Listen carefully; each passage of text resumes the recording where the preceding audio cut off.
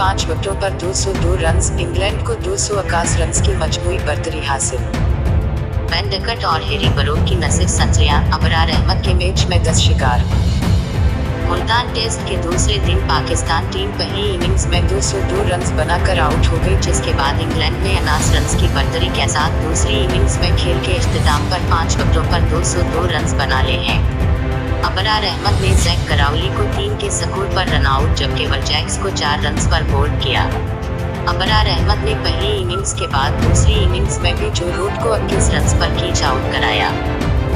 अबरार ने चौथी wicket 149 run पर हासिल की। उन्होंने बेन डकट को 79 रन पर बोल्ड किया।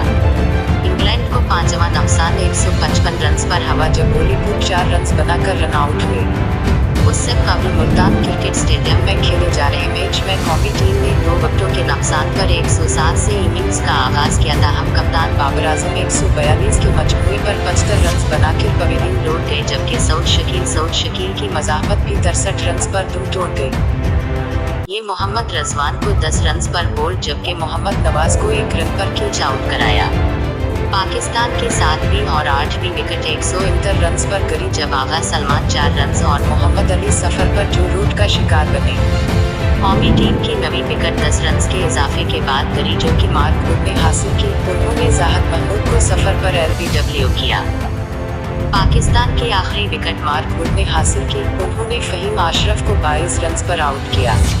टेस्ट के पहले रोज कौमी टीम के लिए डेब्यू करने वाले अबरार अहमद ने इंग्लिश टीम के 7 खिलाड़ियों को पवेलियन की राह दिखाई, जिसमें जैक कराउली 19, बेन डकट 63, बॉलीवुड 60, जो रूट 8, हैरी बरोक 9, कप्तान बेन स्टोक्स 30, वलजैक्स 31 रन बनाकर आउट हुए।